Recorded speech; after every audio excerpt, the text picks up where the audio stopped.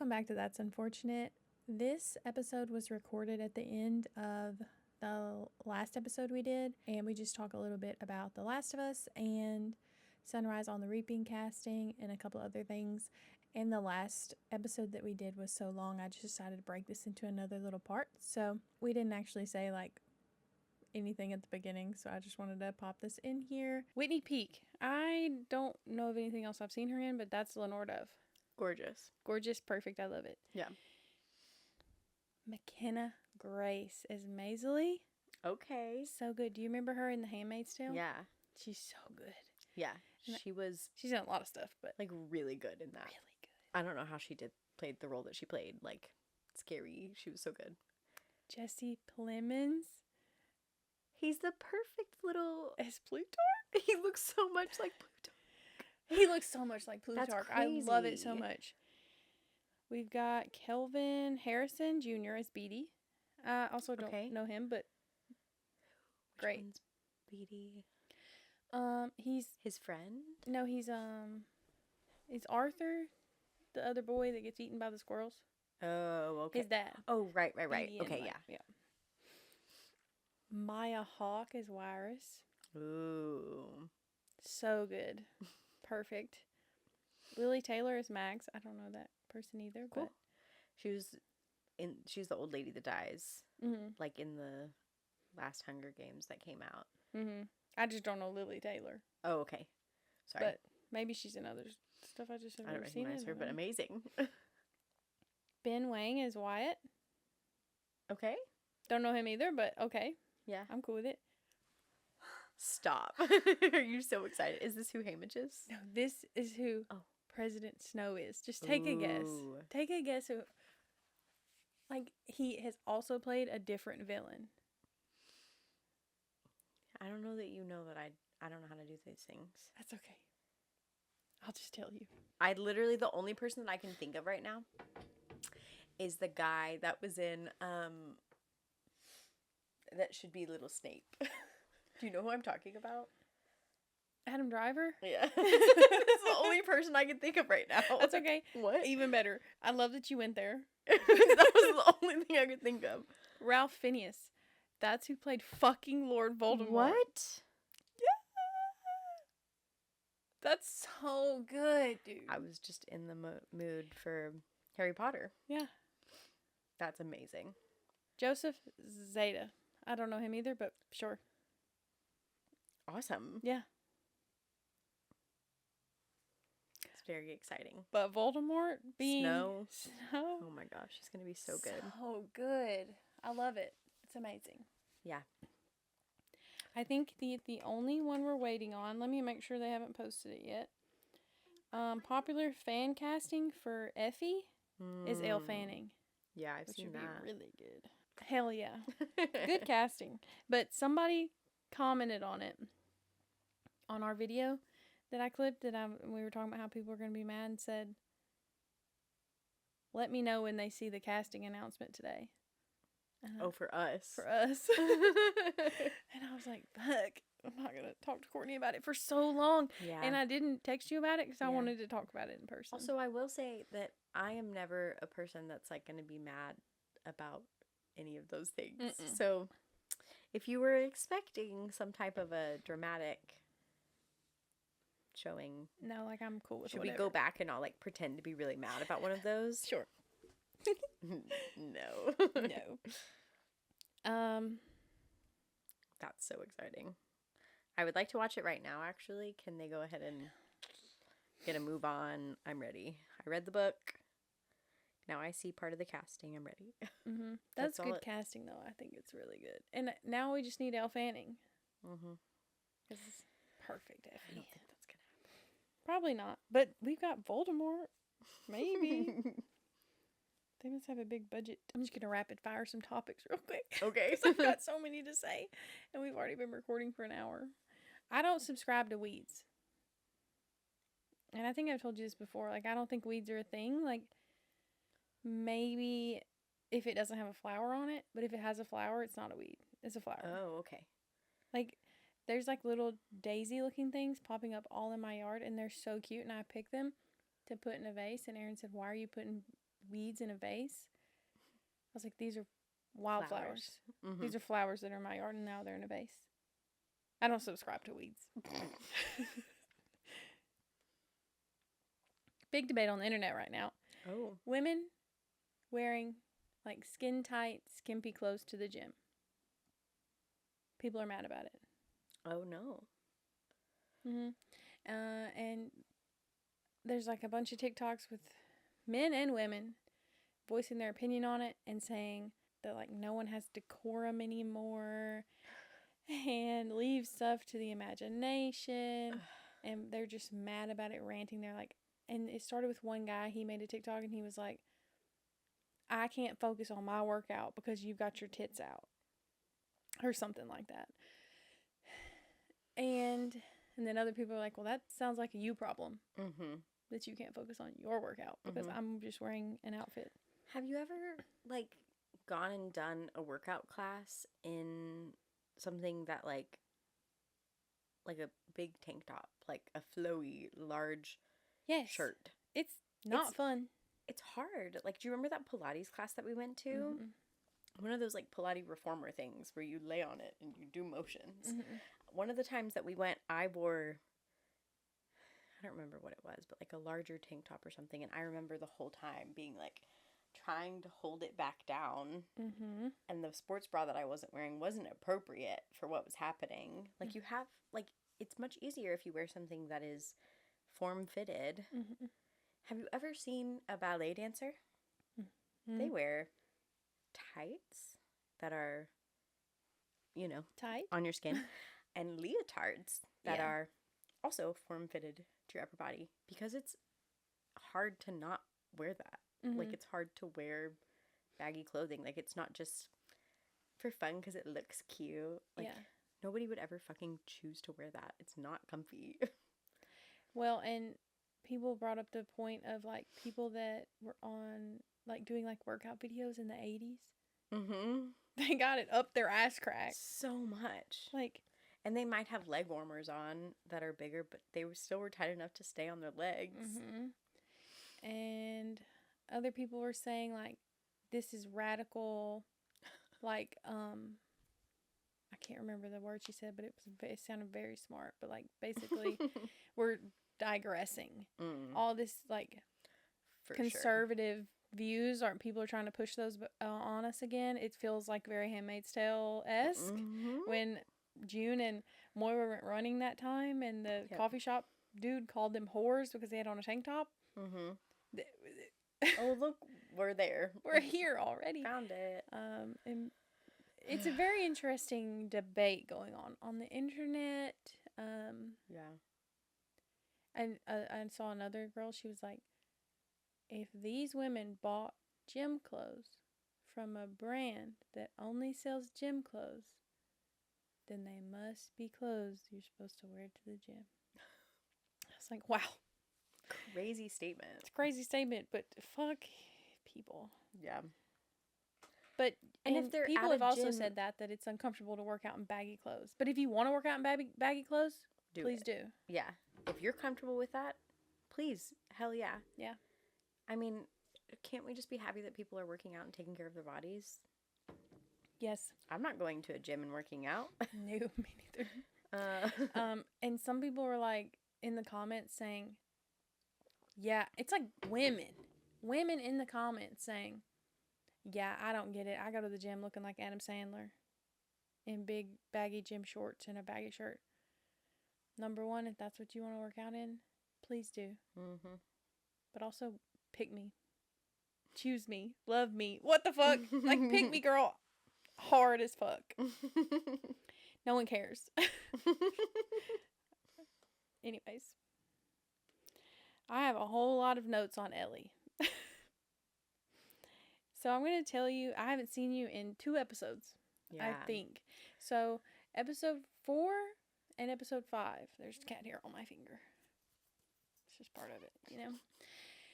Episode 4, these are my thoughts. Oh, okay. They have changed since I watched episode 5, though. Okay. Another episode coming out tonight. This is The Last of Us for anybody on the planet that hasn't watched it. I have watched spoilers. But I don't remember things the way you remember things, so. Well, and I've been actively playing the second game too, way ahead of where we are in the story, obviously, but on TV. Yeah. But it's all really fresh in my mind. And I'm also the type of person who doesn't get mad about casting. I don't get mad about changes. Like, I'm not saying that this TV show needs to be the exactly same thing as the game. Like, Yeah, that'd be hard to do. I think that they should make changes, and they have, and all of them are really good, and I don't care. But I had some moments after episode 4 because I did not like it. Okay. There was parts of it that I did like, but then parts of it that kind of disappointed me. I'm just going to read off what I wrote. Please do. And like I said, I'm older and more mature now by one episode, so I feel a little differently. Okay. But we'll get to that.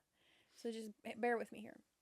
I've been a little disappointed about how they're doing Ellie, specifically. They're making her say weird, I'm the dad stuff. Whenever Dina said she's pregnant, she's like, I'm going to be a dad. Fucking, what? Yeah. That was so cheesy. It made me It was gag. cheesy, yeah. She's not mad. She feels betrayed in the games and calls Dina a burden, which is like a really big moment. Like, she's like, why didn't you tell me you were pregnant? How long have you known? And she was like, well, I didn't want to be a burden. And she was like, well, you're a burden now, aren't you? And it's like, they're mad at each other for a night. But then they get over it in the morning and that's fine. Yeah. But, like, I thought that was a weird change. Thing that they took out, yeah. She feels betrayed. You know? Yeah. Not that she's pregnant, but that she didn't tell her and that she, like, told her to go with her, probably. She's like, Dina didn't make her, but Dina was like, let's go. I'm going with you. And then withheld. But she didn't know she was pregnant until... She started, like, throwing up, basically, I think. No, she took a test. Yeah, because she was feeling sick and whatever, I guess. So she did know before that, like, bad, everybody died. But also in the game, right? Ellie and Dina sleep together before Joel's death. Oh, okay. So the way the show did it, they didn't sleep together until right then. Yeah. Right when she said she was pregnant. They decided, oh, we'll Might fuck as well now. do it now. Okay. So, you know. Interesting change. So maybe she didn't, get super mad at her and feel betrayed because they hadn't actually hooked up yet. Other than that kiss that they had. That was their justification or something. But I think I'm going to be a dad was just so out of character for Ellie in general. And if they hadn't had sex yet, it was even weirder. Or they had the night before? They had sex before she said that. Right before, yeah. But she said, like, basically she was like, I'm immune. And then she was like, I'm pregnant. And then Bella was like, started making out with her and finger blasting her. Yep. So, like, the theme of the game is grief and revenge, and it's such, like, heavy, dark stuff. For, like, Ellie to say, somebody took a clip of that, of them in the theater, and put a fucking laugh track behind it, like Friends, and it fit too well. Yeah. I just didn't like that episode, and I'm really sorry to everybody, but I'm not saying I'll never watch it. Still my favorite thing on the fucking planet, but I just have feelings about it. The game is about grief and revenge and how those things can make a person say and do terrible things. Game Ellie isn't happy after Joel's death, like, ever, basically. I mean, she's, like, haunted and sad and moody, and she might have a couple of happy moments with Dina here and there, but she still is, like, you can tell she's sad. Not, I'm gonna be dead. I don't know. I hated that line. Maybe if they just wouldn't have put that in there, I would have been fine. Also, Ellie's... This I kind of don't know if I still subscribe to. This is my own sentence I wrote down. Sometimes Ellie's, like, fighting or, like, running from the infected in the show, and she's, like... They'll, like, do a close-up of her face, and she's, like... Ah! And, like, screaming and, like, making those sounds and, like, making these scared faces. And, like, Ellie does make some scared faces in the game. Like, you can, like, pan your camera around. She's, like, she does look scared. But, like, game Ellie isn't ever, like, that scared to me. She's a force of nature. She's like so strong, especially when she's angry. And the show is like not making her remarkable at all. They're just making her a normal girl running around. In the game, like, she's a force to be reckoned with, for real. And I just don't feel that with the show at that point. Game Ellie was raw and violent, and they're giving us like sweet Ellie, who just doesn't even seem phased anymore by Joel's death, which is weird. Even though she's like actively hunting down Abby's group, she just seems like really happy, goofy a lot. But Game Ellie, you can see how vividly unhinged that bitch is, and how she'll stop at nothing to get her revenge. And then I was like, also, is Tommy for real in Jackson? What the fuck? In the game, he leaves on a murder spree the day before Ellie and Dina. Okay. Like, they're finding bodies and bodies and bodies that Tommy has left behind. Because he's trying to go get them before Ellie. What? To avenge Joel and to just save Ellie, I think. They didn't show us any of that. Because he's not doing that. Yeah. Because obviously he's behind. And that's like a big part of the game to me. Like I said, I don't need it to be exactly like it. That's a big part of it. That's a big part of it. Even if he had been doing that and they were coming across the dead bodies and stuff and they're like, fucking Tommy. Yeah. And then he came back and saved them and they continued to do that. Mm-hmm. Interesting. Very interesting. And then they show us that scene of Tommy at the baseball game drinking a beer on the cooler with Catherine O'Hara. I was just like, what do you mean Tommy's just sitting there? But also, I don't know. But then episode 5 happened, okay? Yeah. I still have the same feelings about the I'm a dad line. Valid. Some people have, like, justified it in ways to me that make a little more sense. And I'm like, okay, yeah, fine. I still don't like it. I just think that was really out of character. But that's okay. But then we get episode 5 where Ellie is chasing down Nora. Okay, I was like, hold on. What's her name? What was the other one? Nora. She's chasing down Nora. That whole episode, honestly, was so good. My favorite episode of season 2. It was amazing. The ending was so intense. And they were in that room, or in, Nora's underneath, dying. and she's breathing all the spores in, and she's like... Yeah, and then she's like, it's you. You're that girl. When she says... You're immune. You idiot, you've killed us both. And Ellie goes, like, cocks her head a little, and she's like, did I? I know. That is the Ellie I've been waiting on, and I just fucking ate that shit up. It took a while to come. Yeah. And then her kneeling down to like talk to her, so badass. And then her screaming at her and like the rage and the unhinged look in Bella Ramsey's eyes. Oh my god, dude. That's what I needed. And so that's what made me take back some of those things I said. It was intense. And then whenever the episode ended, James and I were both sitting on the couch and I was like, we have another one, right? He's like, no. I was like, oh man. Whenever you like get behind on something, so then one week you might have an extra episode because you like were doing something else. Nope. We did not have another episode.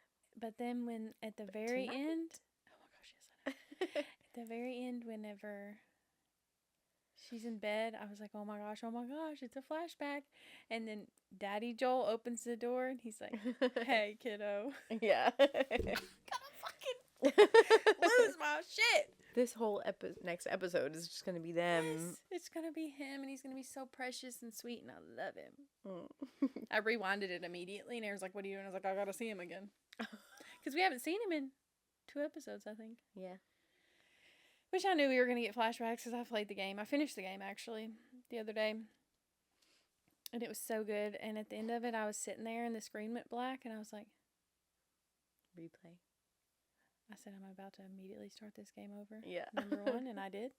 But then they had like a credit, but then it came back up, and I was like, oh, thank God. There was more? There's a little more, and it's another flashback of Ellie and Joel having a moment. And I was like, oh, but then it really ended. And I was like, oh.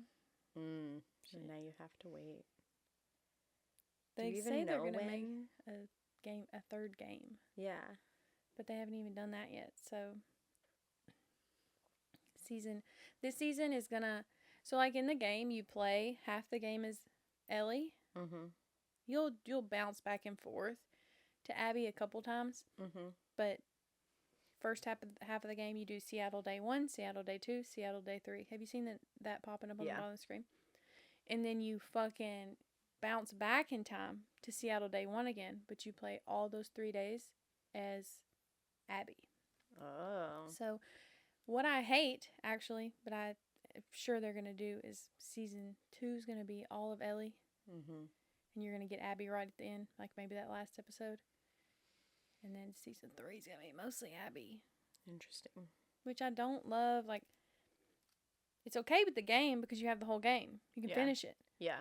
You're getting so many pieces of Abby to make you understand where she's coming from, killing Joel. But the show, they've just showed us this random girl. Like, if you, like people like you or that haven't played the game, you're just like, random girl come in, kill Joel. She's gone. Yeah. We have not seen her again. Yeah. We did see her dad die and Joel kill her dad, so like we know why, kind of. But yeah. But you don't care about that man. You don't know him. You don't know him to care about him. We did see them bury all those people though. Yeah. And that did make me think like, that's sad. Yeah. But I love Joel. Yeah. Just Pedro Pascal. Me too. But I think a lot of people that haven't played the game but like really love Pedro Pascal or Joel, they're not going to sympathize with Abby at all at this point. Not everybody, but like I just feel like they're, in my mind, they should have given us maybe like episode 1 was whatever. Episode 2 is a whole episode of Abby and her dad and Abby's crew, like making you form a connection with those people. And then episode 3, kill Joel. And then, just like tweak the timeline a little bit to show us more of them. Because like you can be like, before you even knew who Abby was, like before they showed the scene of the bodies being buried, show scenes with her and her dad, like, because you do get that in the game. You go, he's a vet, by the way, or something. Like, he's not even a neurosurgeon, by the way. So he wasn't about to fucking cure nothing. I want y'all to know. Joel was right. Him and Abby are running through a zoo, taking care of a pregnant zebra, and he's like a really sweet man. And you kind of get to, not really get to know him, but you can kind of get a feel of Abby's relationship with it. Blah, blah, blah. But that's not what's happening, so. But there's a podcast, a companion podcast. Have you ever listened to it? No. I didn't listen to the first season one, but I think I might go back and listen to it now because after every episode I've been listening to the podcast. The podcast is voiced by the guy who played Joel in the games, who voiced Joel in the games. Very cool. And then I think the creator of the game, and then the creator of the show, or the director of the show. I think is what's right. But that's been really interesting, and it's also given me a little more grace to them because they'll be explaining to like why they made a choice, and I'm like, okay, that's fine. That was kind of long-winded, but I had a lot of thoughts. Yeah. Is this season only 8 episodes? Do you know? Probably. Well, we're close. You remember when you used to watch a show and it was freaking like 24 episodes? Yeah.